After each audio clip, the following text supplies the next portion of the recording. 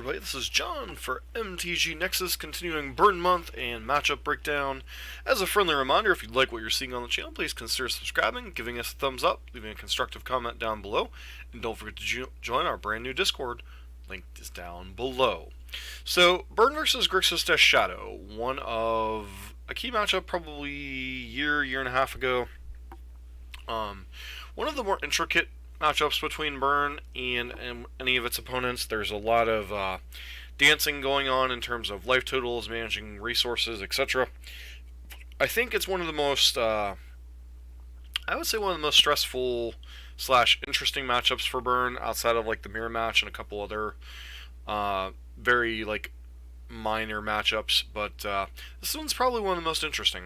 So let's get into the matchup, what makes the deck interesting, etc. Sure. Burn list, nothing surprising here.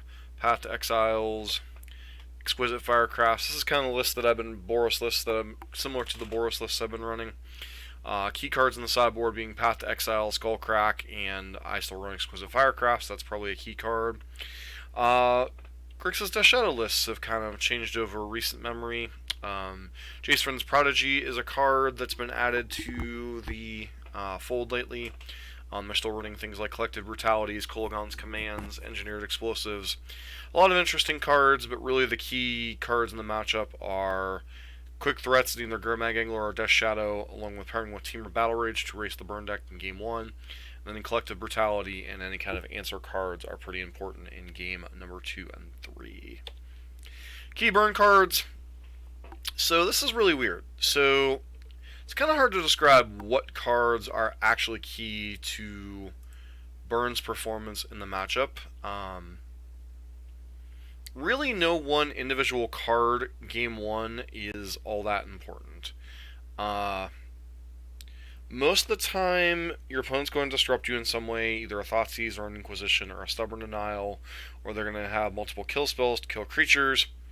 So the games where they're doing that kind of thing, your thing is to get them in the 10 to 12 life total range, and if they're not exerting a Gurmag Angler or a Death Shadow, your thing is to try to burn them out over one turn cycle. So really there are no key cards, it's just chip shot them down to 10 to 12 and then hold your burn spells as much as possible to try to dome them out over a turn cycle, preferably to kind of mitigate Death Shadow killing you with one shot with Team or Battle Rage. And that's pretty much it. So really there are no true key cards, it's just whatever like creatures, Eidolons. Eidolon is one of the more complicated cards for them to manage in terms of if they don't have Gurmag Angler. It can fuel their Death Shadows getting bigger, but it can make all of their cantrips and Inquisitions and Stubborn Denials more painful. So that's why I put Eidolon kind of as a key card, and then Lightning Bolt's just representative of any type of instant speed spell that you can play at their end step and then untap and play into other spells. Key is to manage that one big turn to try to kill them. Sideboard, anything that interacts with their creatures. Path to Exile, you're still often running Ensnaring Bridge. This is one of the better matchups for Ensnaring Bridge, because they don't have a ton of answers to it. They have some Kolaghan's Commands, some Braids, maybe an Engineered Explosives out of the board. But if they forget about Ensnaring Bridge can definitely steal you a game. Path to Exile, obviously pretty key.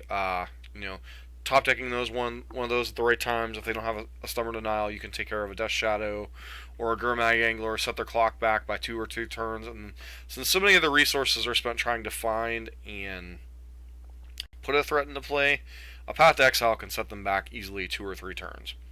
Burn's game plan. So Death Shadow games, opponent has to be aggressive with their life totals if their threat is Death Shadow.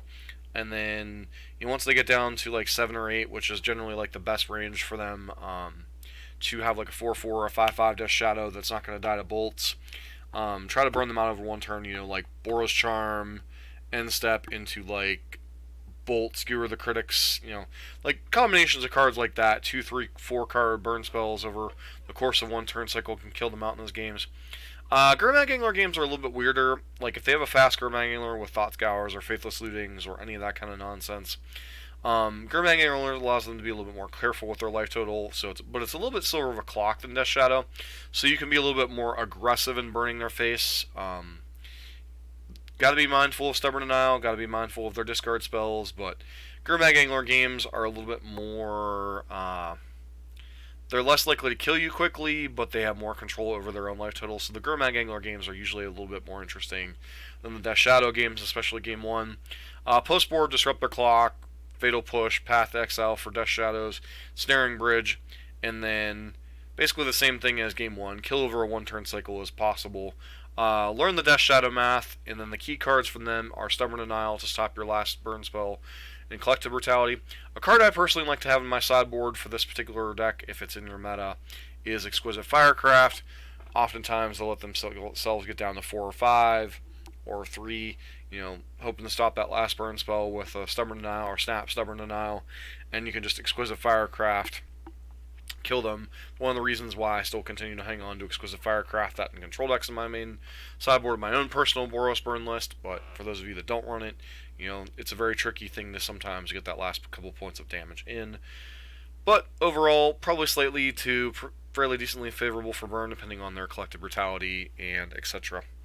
Counts. Key cards for Grixis Death Shadow Game 1, Gurmag Angler, Temur Battle Rage. Their disruption cards are all important. They don't want to be cycling their sweep rates aggressively. They don't want to be casting a ton of Thought Seizes. So Zombie Fish plus Temur Battle Rage is usually their most efficient way to close out the game. Usually this takes 2 to 3 turns, depending on how much damage the burn player's done to themselves.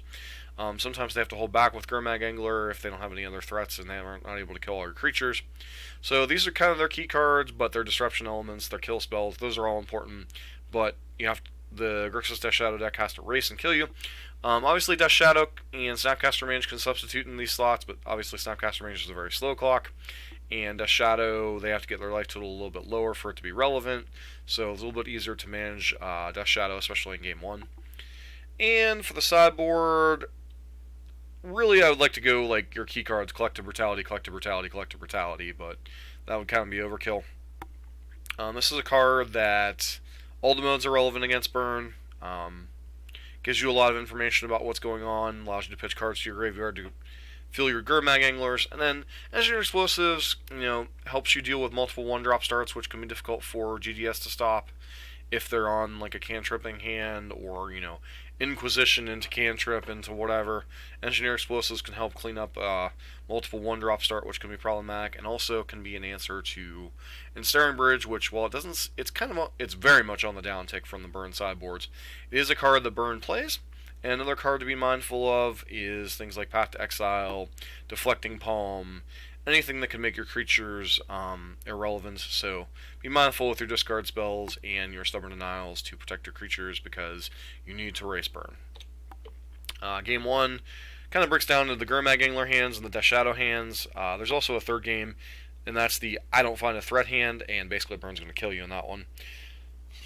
Gurmag Angler, if you have a Gurmag Angler hand, try to keep your life total high and maximize your Temur Battle Rage and Stubborn Denials. Just keep yourself alive, kill your opponent as quickly as possible.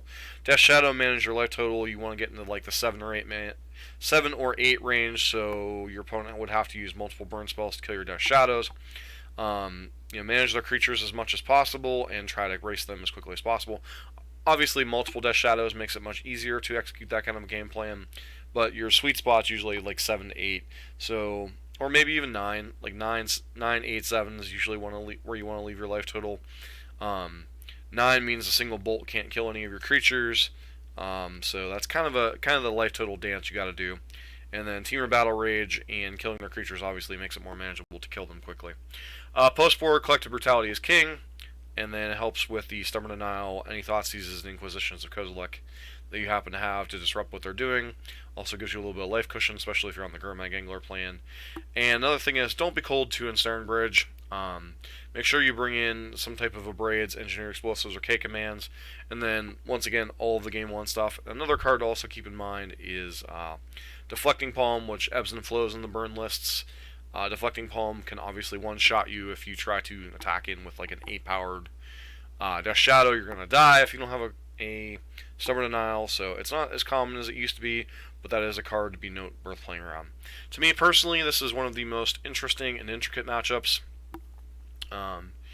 It happens to be the matchup that I've played twice in both my PPTQ finals, so This is a very interesting matchup to me. I think Burns slightly to moderately favored, but depends on the skill of the Grixis Shadow pilot, a little bit on the skill of the Burn pilot, and how much collective brutalities they're playing in their sideboard is a lot of what this matchup comes down to.